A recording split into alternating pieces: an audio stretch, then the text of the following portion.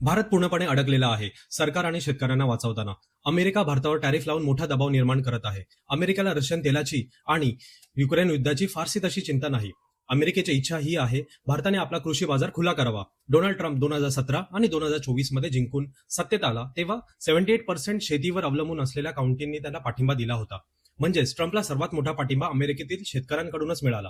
पण सत्तेत येताच ट्रम्पने चीनवर टॅरिफ लावले. त्यानंतर प्रत्युत्तर म्हणून चीननेही अमेरिकेवर टॅरिफ लावले. चीन हा जगातील सर्वात मोठा सोयाबीन आयातदार आहे आणि अमेरिकेचा सोयाबीन निर्यात व्यवसाय सुमारे $24 अब्ज होता. पूर्वी चीन अमेरिकेकडून अर्ध्याहून अधिक सोयाबीन खरेदी करत होता. मात्र ट्रम्पने टॅरिफ लावल्यानंतर काही महिन्यांपासून चीनने अमेरिकेचं सोयाबीन पूर्णपणे खरेदी बंद केली आहे. अमेरिकन शेतकऱ्यांना वाचवण्यासाठी अमेरिकेचा चीन इतकाच मोठा पर्यायी बाजार हवा होता आणि तो म्हणजे भारत. भारताने आपला कृषी बाजार खुला करावा अशी अपेक्षा करते. पण भारत अनेक वर्षांपासून अमेरिकेला स्पष्ट सांगत आहे की आम्ही आमचा कृषी बाजार खुला करणार नाही, कारण भारतातील सुमारे 45% लोकसंख्या शेतीवर अवलंबून आहे. त्यामुळे अमेरिका एका पाठोपाठ एक टॅरिफ लावत आहे.